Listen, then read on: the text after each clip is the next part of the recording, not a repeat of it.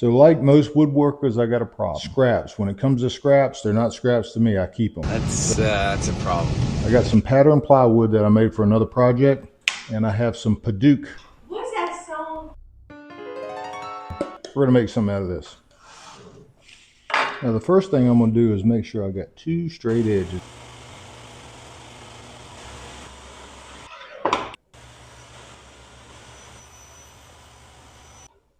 Now these things are neat. Now I'm not gonna save these. Maybe I will. I think you need professional help. All right, we got a good square piece here. Then we have what is gonna be our border here, the Paduke. Let's get this fence out the way. Try that.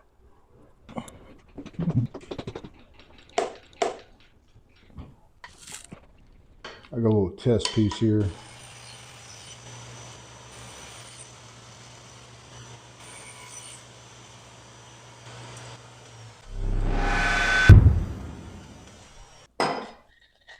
Gonna glue this bad boy together, and then we're gonna check it. See that there? You don't get much better than that, boy. Now let's clean up all this crap.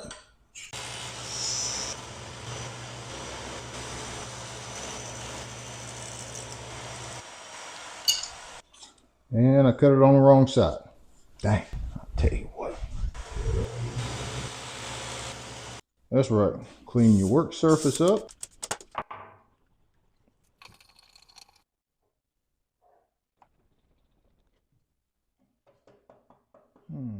Use your push stick, y'all. That wasn't supposed to happen.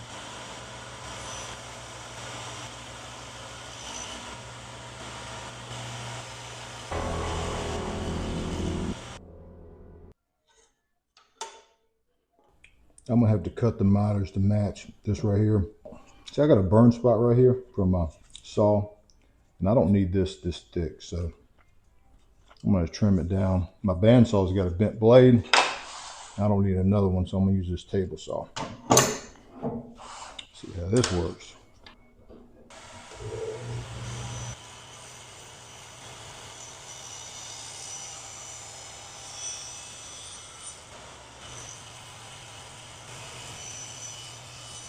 Actually, it's not as bad as I thought.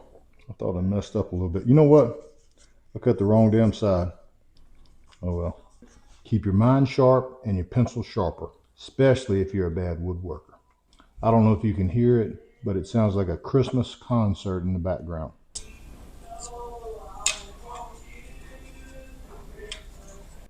I know you're gonna fuss at me for this.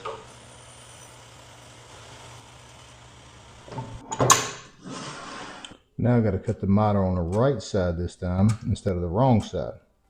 Yep. I need one of them automatic saws, but I can't afford one. Sometimes it's hard to tell. I don't have one of those little digital thingies. If you have a perfect miter, you can slide that right up there and make sure that thing sits on there without any daylight. And that's what you got there.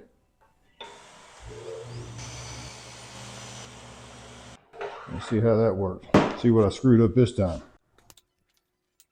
Miters look good. Okay, so I just need to shade this down. If you want to just take just the hair off, what you do is you slide your fence up until you touch that blade. You'll see that blade flex a little bit, and you'll have it on there just enough to skim a little bit off.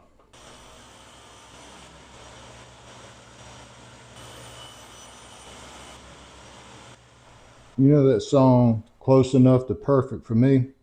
Yep. I'm not going to sing that song, but that's what it is here. Close enough to perfect for me. Sometimes the morning coffee's way too strong, and that's close enough to perfect for me. When you put these miters up against a good straight edge, you'll get a better result. So I put it against the fence here.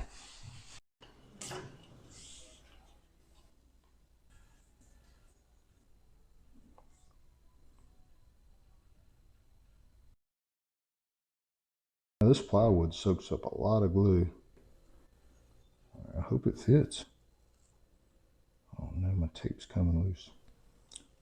Jingle bell, jingle bell, jingle bell rock. I got some baby clamps, y'all. Look at these baby clamps. I think I'm gonna get to use this for the first time. Ain't that neat?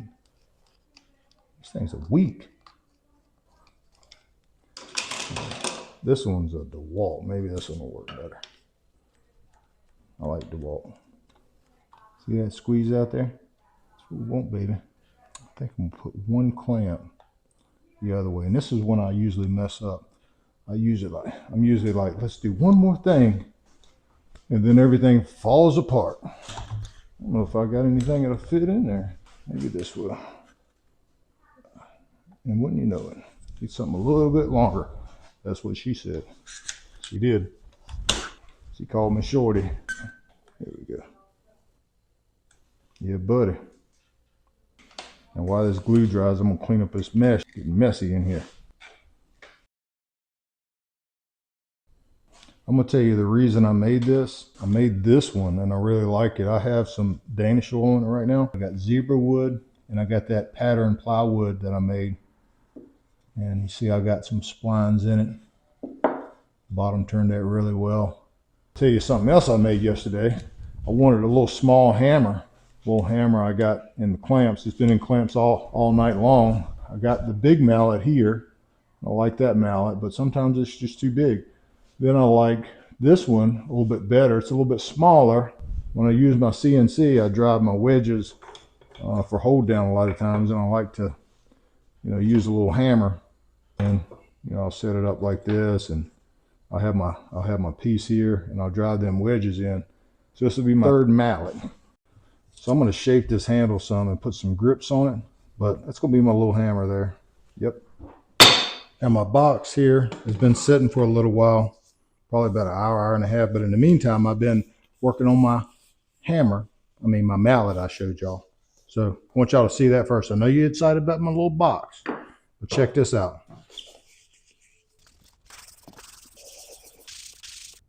Don't even think about it. My other hammers, I've been using this board butter. I've been using this Danish oil. It's cheap, it lasts a long time, and it doesn't do a bad job. It's kind of think of it like Rubio Monocoat. It's not the same thing. It's not a hardwood wax, but you're going to put it on. You're going to let it sit for a few minutes, like you would Rubio Monocoat. Then you're going to wipe the excess off. How's that look? Yeah, how you like me now? Look at that, boy. It's just going to have a little scent to it for a while. Yeah. Yes, sir. That's a mallet right there, boy. See what we got here. Yep, strengthening miters up with some splines right there. I just got to figure out what color splines I want.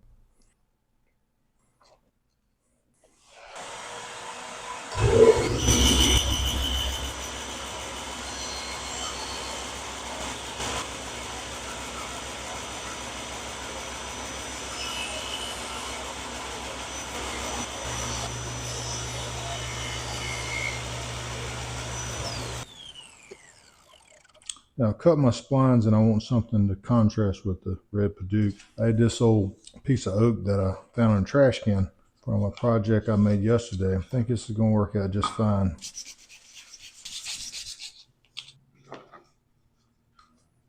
I got that one fitting.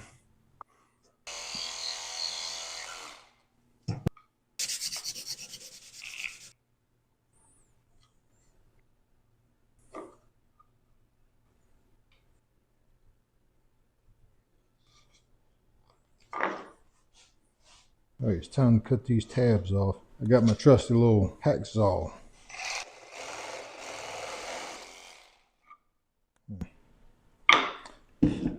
Look like a woodworker if I use this here.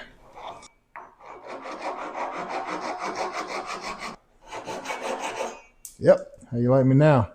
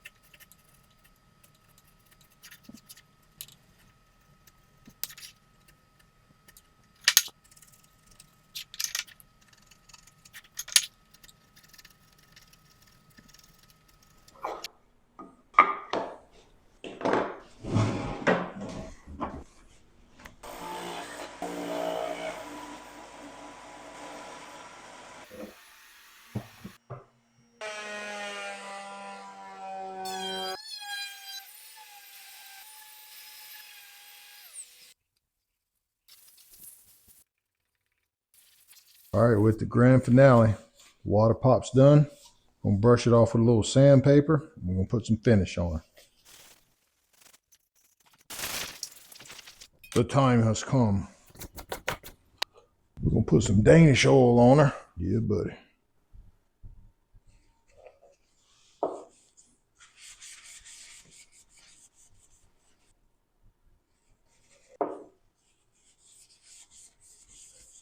That pattern plywood popping. She popping, boy.